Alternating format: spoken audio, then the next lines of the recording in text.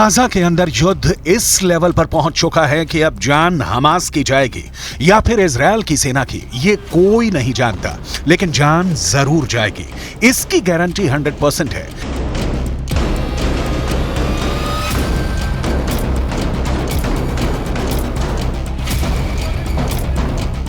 ये गाजा में close quarter battle का वीडियो है, यानी कमरों में लड़ा जाने वाला बहुत करीबी युद्ध।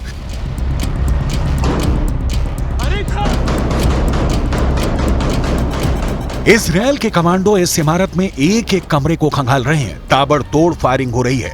किसकी गोली किसे लगेगी, डर बहुत ज्यादा है। यह गाजा के युद्ध की सबसे खतरनाक पिक्चर है।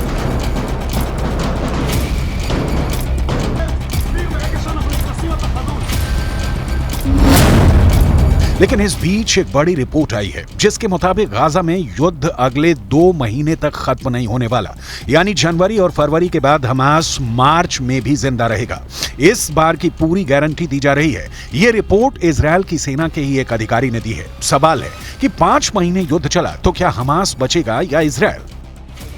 इजरायल की सेना को दक्षिण में सिर्फ खान यूनुस इलाके में अपना ऑपरेशन पूरा करने में 4 हफ्तों का वक्त लग सकता है, यानी 1 महीना या कहें पूरा दिसंबर और जनवरी इजरायल की सेना खान यूनुस में लड़ती रहेगी। इसके बाद हमास के खिलाफ पहली स्टेज का युद्ध लड़ने में 1 महीने का वक्त और लगेगा, यानी फरवरी के बाद मार्च में भी युद्ध जारी रहेगा। इजरायल और पश्चिमी देशों की मीडिया को यह बात इजरायली सेना के एक बड़े अधिकारी ने बताई है।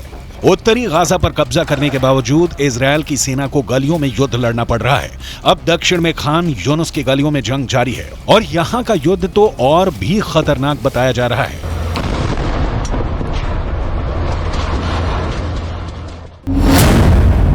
कुल मिलाकर समझिए कि 7 अक्टूबर को शुरू हुआ युद्ध अब भी जारी है। यह युद्ध 7 जनवरी तक भी चलेगा। यह युद्ध 7 फरवरी को भी होता रहेगा और इसके बाद यह युद्ध 7 मार्च को खत्म हो जाएगा। इसकी कोई गारंटी नहीं है, यानी इजरायल और हमास की जंग 5 महीनों से आगे जाएगी। अब इजरायल की सेना के अधिकारी ये बात बता रहे हैं। इजरायल को इसी बात का डर है कि अगर मार्च तक हमास जिंदा रहा तो उसकी बहुत आधुनिक मानी जाने वाली सेना की इज्जत मिट्टी में मिल जाएगी। पहले ही 2 महीनों के अंदर इजरायल और हमास के युद्ध में बहुत ही खतरनाक टक्कर देखने को मिली है।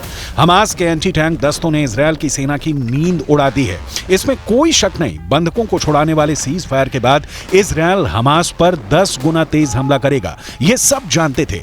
इजरायल ऐसी हर कोशिश करेगा जिसकी वजह से हमास के पास ना बचने का रास्ता हो, ना भागने का। लेकिन अब जो टक्कर देखने को मिल रही है उसमें हमास के एंटी टैंक दस्तों ने गाजा के हर चौर, हर गलियों में इजरायल की सेना पर हमले तेज कर दिए हैं। इजरायल की सेना अपना टैंक किस गली में ले जाए और किस में नहीं, और किस गली में जाकर उस पर हमला नहीं होगा, ये गारंटी कोई नहीं दे रहा। बिस्मिल्लाह अल्लाह।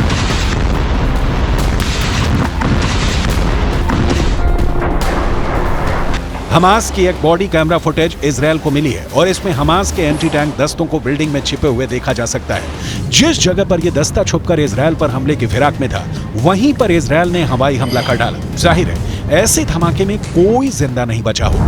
वैसे गाजा की गलियों में युद्ध के दौरान हमास ने भी बड़े बड़े दावे किए हैं। हमास का दावा है कि उसने इजरायल के 180 टैंक और बख्तरबंद गाड़ियों को हमले में फोड़ दिया है। गाजा से लगातार ऐसी तस्वीरें आई हैं जिसमें इजरायली टैंक पर घात लगाकर हमले किए गए। इजरायल ने खुद माना है कि अब तक ग्राउंड ऑपरेशन में उसके 70 से ज्यादा सैनिक मारे जा चुके हैं, 250 से ज्यादा सैनिक जख्मी हुए हैं। लिहाजा हमास के खिलाफ जो ताकत इजरायल को माना जाता है उसके मुताबिक नतीजे तो इजरायल को भी नहीं मिले हैं। हालांकि नेतन्याहू के सामने अपनी छवि को बनाए रखना बड़ा चैलेंज बन चुका है और गाजा पहुंचकर उनकी पहली कोशिश इसी तरफ नजर आती है। अब जैसा युद्ध चल रहा है उसे देखकर लगता है कि इजरायल को बाकी बंधकों को लेकर ज्यादा फिक्र नहीं है। ऐसे में आगे की लड़ाई और भी खतरनाक होगी। अब इजरायल के ऊपर बंधकों वाला प्रेशर भी पहले के मुकाबले काफी कम देखा जा रहा है। इसलिए इजरायल का पूरा फोकस अब हमास को खत्म करने पर है। 2 महीनों के युद्ध के बाद इजरायल की सेना ने जो टारगेट तय किए उसमें से कितने पूरे हुए, इस पर नेतन्याहू की पैनी नजर है।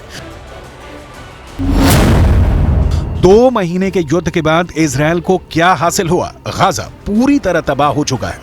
18,000 लोग इजरायल की बमबारी में मर चुके हैं, लेकिन इजरायल पर रॉकेट अब भी दागे जा रहे हैं। गाजा पर हमास का कंट्रोल बाकी है।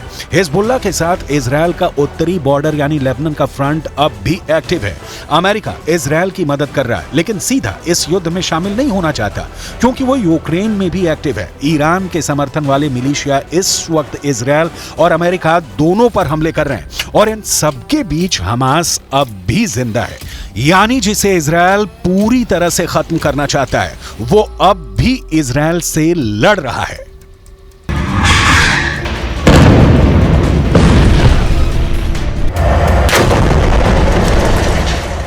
It remains imperative that Israel put a premium on civilian protection. And there does remain a gap between exactly what I said when I was there, the intent to protect civilians, and the actual results that we're seeing on the ground. Israel की सेना दावा कर रही है कि वो Gaza में Hamas को चारों तरफ से घेर रही है, इसलिए ऑपरेशन में वक्त लग रहा है। लेकिन गाजा से कुछ वीडियो ऐसे भी आए हैं जैसे लगता है कि इजरायल की सेना गाजा में बुरी तरह से घिर चुकी है। ये वीडियो हमास के टनल वाले दस्ते ने तैयार किया है, जहां इजरायल की सेना ने कैंप लगाया हुआ है। वहां हमास के लड़ाकू दस्ते चुपके से जमीन से निकलकर उन पर नजर रख रहे हैं। ये इजरायल को डराने वाला वीडियो है। हमास की नजर इजरायल के एक एक फौजी पर है। इजरायल को टक्कर देने के लिए हमास ने एक नया वीडियो रिलीज किया है। यहां हमास के रॉकेट दस्तों ने अपने ठिकानों को उजागर करके दिखाया है कि उसके पास इजरायल पर हमले के लिए कौन सा नया हथियार है। ये M19 रॉकेट है, जिसकी रेंज करीब 100 किलोमीटर है। हमास ने कहा है कि वो इस रॉकेट से अब इजरायल की राजधानी तेल अवीव पर हमला करेगा।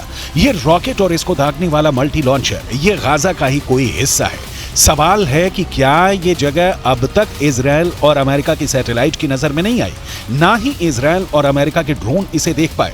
मुमकिन है ये पुराना वीडियो है और अब हमास ने इसे जारी करके सिर्फ इजरायल में डर पैदा करने की कोशिश की है।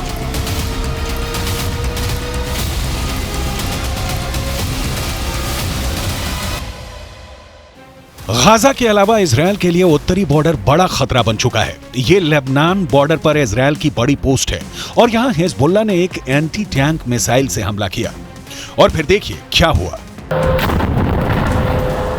पहले धमाका, फिर पोस्ट का बड़ा हिस्सा ढह जाता है और आग लग जाती है। हिजबुल्लाह की तरफ से ऐसे खतरनाक हमले इजरायल की सेना लगातार झेल रही है।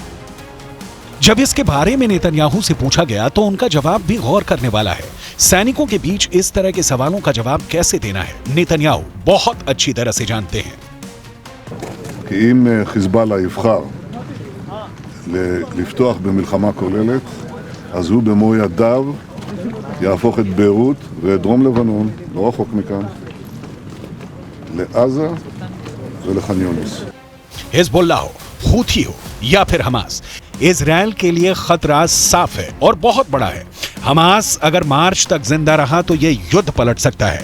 ये बात नेतन्याहू भी जानते हैं। उनके सामने दबाव बहुत ज्यादा है कि युद्ध को जल्दी से जल्दी खत्म किया जाए, जल्दी से जल्दी बंधकों को छुड़ाया जाए और जल्दी से जल्दी हमास को खत्म करने का ऐलान किया जाए। अगर वो ऐसा नहीं कर पाए तो ना सिर्फ दुनिया में बल्कि घरेलू मोर्चे पर भी उनकी बहुत ज्यादा बेइज्जती हो जाएगी।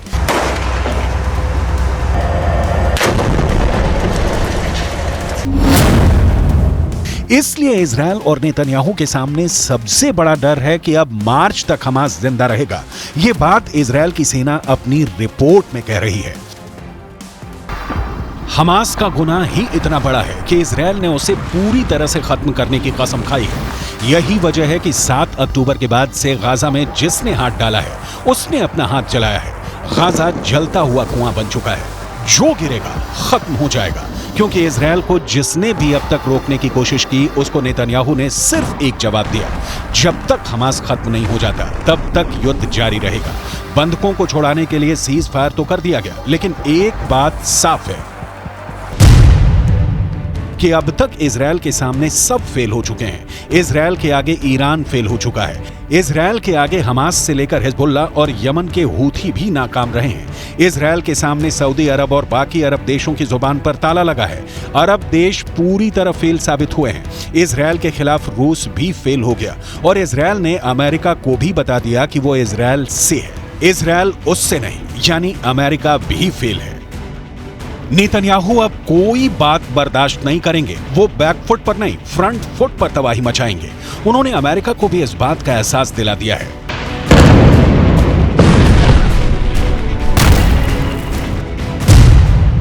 कि हमास को खत्म करने तक बिल्कुल नहीं रुकेंगे। हमास की मौत 100% पक्की है, ये नेतन्याहू की गारंटी है। उत्तरी गाजा के अस्पताल इजरायली बमबारी के सबूत बने तो दक्षिण में खान यूनिस के रिहायशी इलाके इस बमबारी के सबूत बन रहे हैं। यहां बम गिरा तो 10 लोग फौरन मारे गए, कई घायल हो गए। तबाही की ऐसी तस्वीरें हर जगह दिखी। गाजा में बमबारी रोके, इसके लिए इजरायल पर दबाव डाला जा रहा है, लेकिन उसका असर शून्य है। इजरायल को अमेरिका से मिल रही मदद इसका सबसे बड़ा सबूत है, जो फिर से सीज फायर की कोशिश के आगे दीवार बन चुका है। अमेरिका ऐसी बमबारी रोकने के लिए संयुक्त राष्ट्र सुरक्षा परिषद में आए प्रस्ताव के खिलाफ वीटो कर चुका है। بتنزل على قطاع غزة محاصر من 20 عام.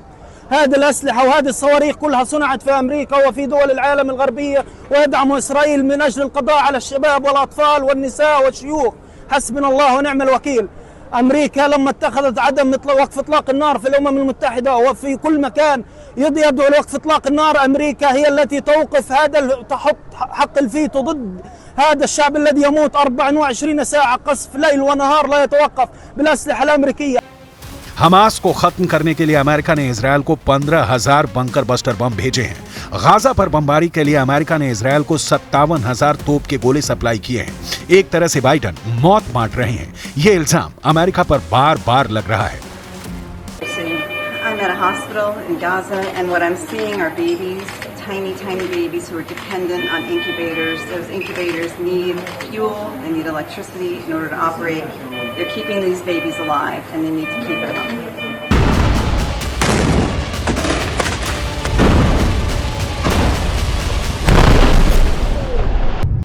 अमेरिका एक तरफ कह रहा है कि युद्ध जल्दी खत्म हो, दूसरी तरफ वो ये भी नहीं चाहता कि सीज फायर हो।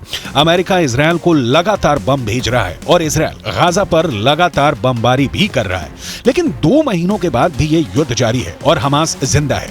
सवाल है कि क्या हमास के पास इतनी बड़ी ताकत है और क्या इजरायल इतना कमजोर है कि वो मार्च तक हमास को खत्म नहीं कर पाएगा?